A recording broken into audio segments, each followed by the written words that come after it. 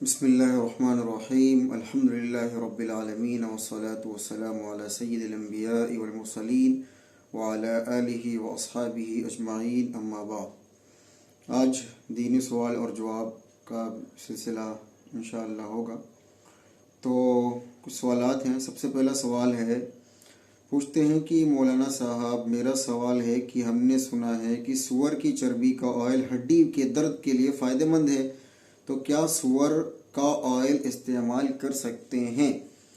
بھائی دیکھیں، خنزیر کا جو مسئلہ ہے وہ نجس العین جانور ہے، تو اس کی کسی بھی اشیاء کا استعمال یا اس سے استفادہ کرنا بالکل بھی جائز نہیں ہے۔ باقی اور بھی بہت سارے جانور ہیں جو کھائے نہیں جاتے، حرام ہیں، لیکن ان کی بعض اشیاء ایسی ہے جن کا استعمال جائز ہے۔ لیکن خنزیر ایسا جانور ہے کہ جس پر تمام علماء کا، تمام فقہا کا یہ اتفاق ہے کہ اس کی کسی بھی چیز سے استفادہ جائز نہیں ہے۔ ہاں، کوئی ایسا مرض ہو جو اس کی ہلاکت کا سبب بن سکتا ہو، یعنی اس کی جان اس سے جا سکتی ہو، اور پوری دنیا میں اس خنزیر کے یعنی چربی ہو یا کسی اور طریقے کا کوئی مسئلہ ہو، تو اس کے علاوہ اس کا کوئی علاج ہی نہ ہو، تمام ڈاکٹروں نے یہ بات کہہ دی ہو کہ اس کا علاج سوائے خنزیر کی چربی کی یا خنزیر کی کسی بھی جز کے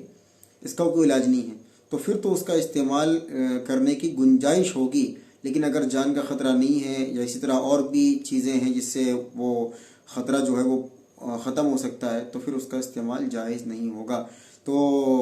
صورت مسئولہ میں مسئلہ یہی ہے کہ جان کا خطرہ اگر ہے اور اس کے علاوہ اس کا کوئی متبادل نہیں ہے، یعنی پوری دنیا میں اس چیز کے علاوہ اس کا کوئی علاج ہی نہیں ہے، تو پھر اس کا استعمال کرنا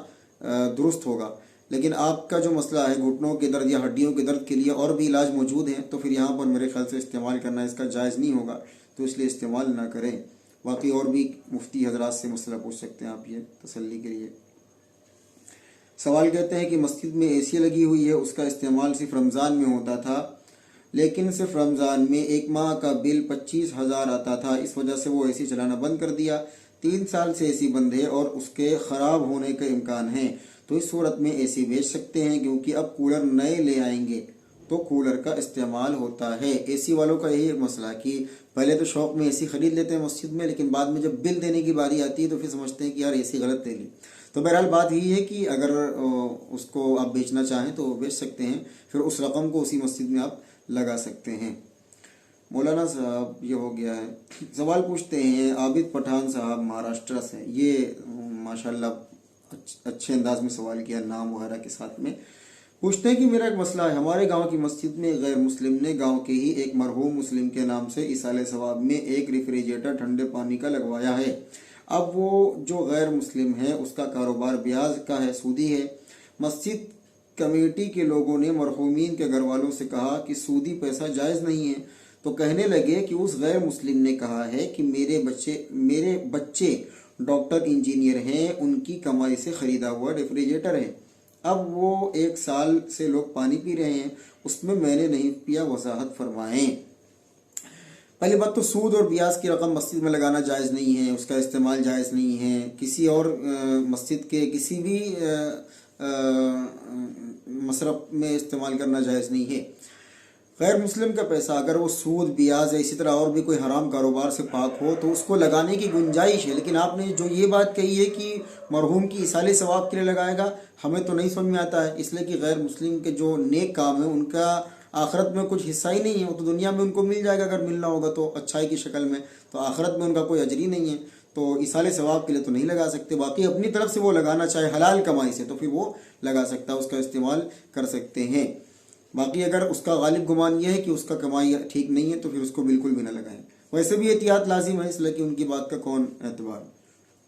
باقی اگر ان کے بچے کا ڈاکٹر انجینئر حلال کمائی سے لگوایا ہے تو پھر استعمال کر سکتے ہیں۔ سوال پوچھتے ہیں زید صاحب بہرائچ سے، بٹ موجی کا استعمال کرنا کیسا ہے؟ زیادہ تر انسٹا پہ اور اسنیپ چیٹ پہ یوز ہوتا ہے۔ بھائی بٹ موجی کا مسئلہ یہ ہے کہ جو علماء جو ڈیجیٹل تصویر کو حرام کہتے ہیں کہ ان کے نزدیک تو بٹ موجی ہو یا کوئی بھی ایسی موجی اس میں شکل و صورت اور انسانی اعضا بنے ہوں تو وہ حرامی سمجھی جائے گی، تو اس لیے اس میں احتیاط کریں، نہ کریں، آپ نہ لگائیں۔ السلام علیکم، محمد امیر الدین انصاری گورکھپور سے، صبح میں نکاح ہو شام میں ولیمہ ہو، کیا ایسا ہو سکتا ہے؟ میرے نانا کی شادی بھی اسی طرح سے ہوئی تھی۔ جی ہاں، ٹھیک ہے درست سے ہو سکتا ہے، لیکن یہ سنت کے بہرحال خلاف ہے، اس لیے کہ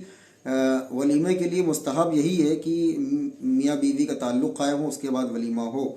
تو یہ بہتر ولیمہ ہے، اور مستحب ولیمہ یہی ہوگا جو میاں بیوی کے ملاقات کے بعد ہو۔ لیکن اگر کسی نے پہلے کروا لیا تو ولیمہ اس کا بالکل درست ہو جائے گا۔ بعض لوگ کا خیال یہ ہے کہ اگر میاں بیوی کی ملاقات نہیں ہوئی تو ولیمہ ہی حرام ہو جاتا ہے، ایسا نہیں ہے بھائی، افضل اور بہتر یہی ہے کہ اس کے بعد ہی ولیمہ قائم کیا جائے، باقی اس طرح بھی ادا ہو جائے گا ولیمہ۔ یہ ٹی شرٹ ہے، اس کا پوچھتے ہیں کہ کیا ہے اس کا، وہ نماز ہو جائے گی، کبوتر کی شاید شکل بنی ہوئی ہے، تو بھائی نماز مکروہ ہوگی اس کی، تو نماز اس ٹی شرٹ میں نہ پڑھیں۔ ایک اصول سمجھ لیں، کوئی بھی جاندار چیز جس کے اعضاء سمجھ میں آ رہے ہیں کہ یہ اعضاء فلاں جانور کے ہیں، اور پھر شکل و صورت، اعضاء، ہاتھ پاؤں وغیرہ سمجھ میں آ رہے ہیں، یا چہرہ بالکل واضح ہے کہ یہ کس جانور کی تصویر ہے، تو پھر اس کو پہن کر کے نماز پڑھنا صحیح نہیں ہے، نماز مکروہ تحریمی ہوگی، اور وقت میں نماز کا زیادہ بھی لازم ہوگا۔ تو اس لیے ایسی ٹی شرٹ وغیرہ پہنے ہیں کیوں بھائی؟ تصویر والی شرٹ، پرنٹ تصویر تو ویسے بھی حرام ہے، تو اس پر تو جو ہے بالکل واضح بات ہے کہ پرنٹ تصویر حرام ہے، تو ایسی ٹی شرٹ کو پہنے ہی نہ، صرف نماز کا مسئلہ نہیں ہے، عام حالتوں میں بھی نہ پہنے۔ کوئی ایسی کتاب پوچھی ہے کہ جس پہ صحابہ اکرام کے ایمان لانے پر ان کی قربانیاں، تابعین کی قربانیاں، تو بھائی سب سے پہلے حضرت مولانا یوسف صاحب رحمۃ اللہ علیہ کی آپ حیات الصحابہ پڑھا کریں، 3 جلدوں میں ہے، اس کو پڑھیں گے تو صحابہ کے واقعات، صحابہ کی قربانیاں، اور ان کو جو تکلیفیں برداشت کرنی پڑی، ان کا زہد، ان کا تقوی، ان کا مجاہدہ، ان کی تکالیف، ان کے مجاہدے، سب اس میں درج ہیں، تو انشاءاللہ بہت فائدہ ہوگا۔ باقی ایک اصول میں بار بار سمجھا چکا ہوں کہ سوال پوچھنے کے لیے صرف سوال لکھا کرے اپنے نام اور پتے کے ساتھ میں، کوئی لنک بھیجنا، کوئی ویڈیو بھیجنا، کوئی آڈیو بھیجنا، تو اس پر میں بار بار وضاحت کر چکا ہوں کہ اس سے جوابات نہیں ہم دے سکتے ہیں معذرت کے ساتھ، اس لیے کہ ہم جب جواب دیتے ہیں تو ہم اپنے دوسرے فون سے جواب دیتے ہیں، تو اب ہم سامنے آپ کے بیٹھے ہیں، آپ کی چیٹ ہم پڑھ رہے ہیں، آپ نے کیا کیا سوال بھیجے ہیں یہ اس میں درج ہے،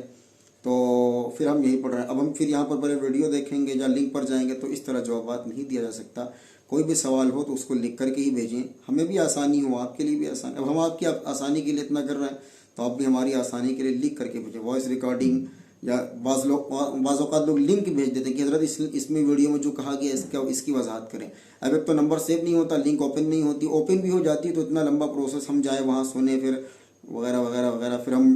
بھول بھی جائیں گے اس کو جواب دینا، تو لکھ کر کے ہی سوال کریں، انشاءاللہ جواب دیا جائے گا۔ اللہ تعالیٰ ہم سب کو سمجھنے کی، عمل کرنے کی توفیق عطا فرمائے۔ السلام علیکم ورحمۃ اللہ۔